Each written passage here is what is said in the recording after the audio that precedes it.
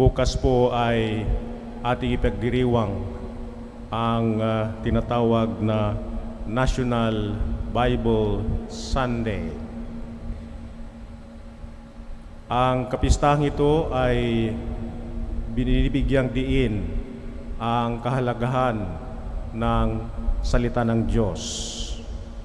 Kaya nga po sa ating ebanghelyo, napakinggan po kung paano tinawag ng ating Panginoon Kristo ang kanyang mga unang disipulo na naging kanyang mga apostoles, sapagkat ang Panginoong Kristo ay kailangan niya ng katulong o kasapi sa pagpapahayag ng salita ng Diyos, ang magandang balita. Sa ating misa, meron pong dalawang mahalagang bahagi. Ito po ang tinatawag na hapag ng salita ng Diyos, Table of the Word, and Table of the Holy Eucharist.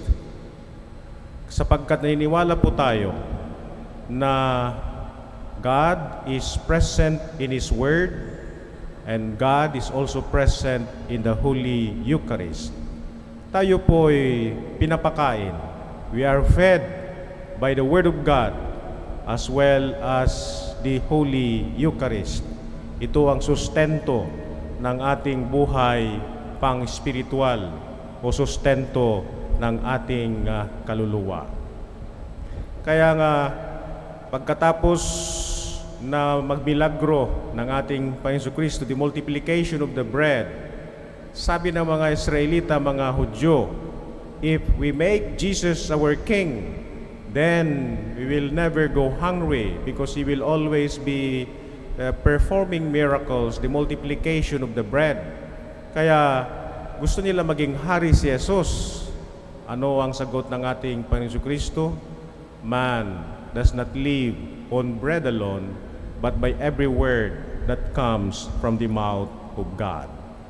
Meron pong kapangyarihan ang salita ng Diyos, sapagkat yung pangalawang persona ng Santissima Trinidad ay tinatawag na the Word, ang salita. In the beginning was the Word, and the Word was with God. In Him and through Him all things were made, and He holds all creation together in Himself. So ang salita ng Diyos ay may kapangyarihan. Ang salita, the Word, became flesh, naging tao, nakisalamuha, nakipamuhay sa atin, si Jesucristo. At nung siya'y paakyat na sa langit, sabi niya, I'm going back to the Father. In my Father's house there are many mansions. If it were not so, I would not have told you. Sabi ni Pedro, paano kami makarating doon, Panginoon? We do not know the way. Anong sagot ng ating Panginoon Kristo? Ako ang daan, katotohanan at ang buhay. Walang makaparoon sa Ama kung hindi dahil sa akin. So ang salita ng Diyos, ang siyang the life story of Jesus. Doon nakalahad kung paano namuhay ang ating Panginoon Kristo. At sa pakikinig natin ng salita ng Diyos, nagkakaroon tayo ng gabay, ilaw sa ating buhay pang-spiritual, sa ating buhay bilang tunay na tagasunod at binyagan mga Kristiyano. Kaya nga sinasabi ni Saint Jerome, ignorance of the Scripture is ignorance of God. Kapag hindi mo man lamang binuklat ang salita ng Diyos, ang Biblia, at hindi ka nakikinig sa salita ng Diyos, hindi mo kilala ang Diyos, sapagkat ang Biblia ay doon nakalahad ang buhay ng ating Panginoong Jesucristo. Dito po sa ating unang pagbasa, nakalahad po dito na ang salita ng Diyos ay merong kakayahan, merong kapangyarihan, sapagkat ginamit po ni Propeta Jonas ang salita ng Diyos upang ang mga taga Ninive ay magbagong buhay. At sila nga ay tumugon sa tawag ni Propeta Jonas na sila ay magbabago. So the Word of God is powerful sapagkat ito'y nanggagaling sa Diyos, and God is present in His Word. Kaya nga even when Jesus was tempted in the desert, ano ang ginamit niya to fight the devil? He fought the devil with the Word of God. Ang salita ng Diyos ang siyang parang mapa. Kumbaga sa kasalukuyang panahon ay GPS. Madaling makarating sa iyong patutunguhan kapag ikaw ay may GPS.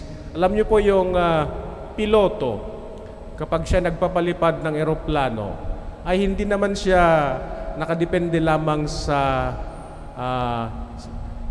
mata or sight. The pilot does not depend only on sight because the plane has to cross continents, transcontinental flight. It crosses the vast Pacific Ocean. Hindi pwedeng sight lamang ang gagamitin ng piloto sa pagpapalipad ng eroplano. The pilot has to constantly communicate with the technician at the control tower or the radar system. The radar guides the pilot in his flight path, especially when the pilot attempts to land the airplane, and where to land the airplane in the airstrips. He has to constantly communicate with the technician at the control tower, and the control tower is guided by the radar system. Constant communication to avert any impending disaster or accident. Parang ganyan po ang salita ng Diyos.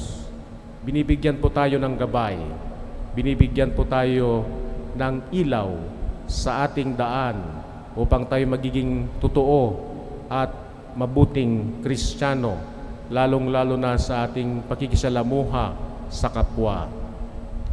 Dito po sa ating Ebanghelyo, tinawag po ng Panginoon Jesucristo ang kanyang mga unang alagad.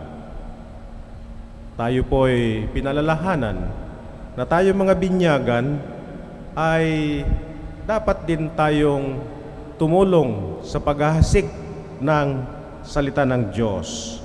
Alam niyo po, in 2019, there are around 1,313,278 Catholics all over the world.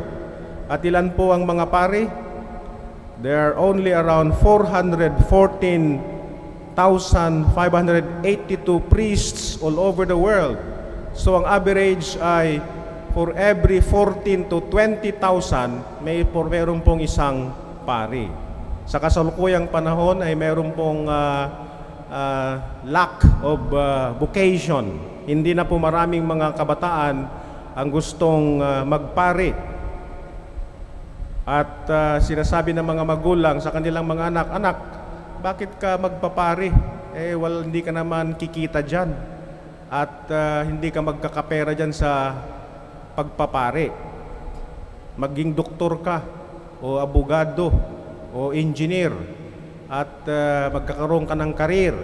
Dyan sa pagpapari, wala kang pera.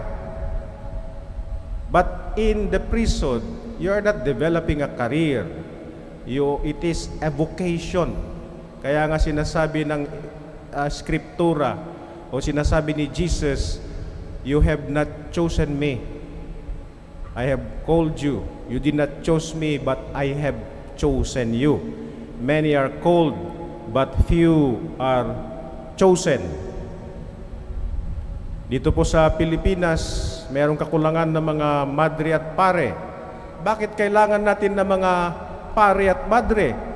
Sa ating Ebanghelyo, sinasabi na kami, ang mga katulong ni Kristo sa pagpapalaganap ng magandang balita at paalalahanan ng mga tao na merong buhay na walang hanggan, na dapat lahat tayo ay bigyan ng gabay upang makarating tayo sa buhay na walang hanggan. Pagpapakabuti, pagpapakabait, at marunong makipagkapwa-tao. Alam nyo yung pari ay parang inhinyero yan. Gumagawa siya ng daan o tulay patungo sa Diyos.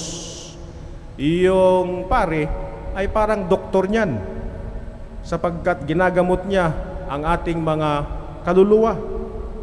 Yung pari ay parang abogado, sapagkat dinidepensahan niya ang mga nasasakdal, yung mga nagkakasala. Pinapatawad niya ang mga kasalanan sa ngalan ni Kristo. I forgive you in the name of the Father, the Son, and the Holy Spirit. Kaya yung mga pare at mga madre ay hindi nag-aasawa, sapagkat in the next life, people are no longer given to marriage. So, yung pare, yung madre ay parang simbolo, sakramento, paalaala. Tuwing nakikita mo yung pare at madre, paalaala na there is more to life than this life. Sapagkat yung pare at madre o yung mga religious at religiosa, they are witnesses of the kingdom to come. At sila po ang mga gabay natin upang makarating tayo sa ating patutunguhan. Sapagkat ang Diyos ang siyang lumikha sa atin at siya rin ang ating patutunguhan.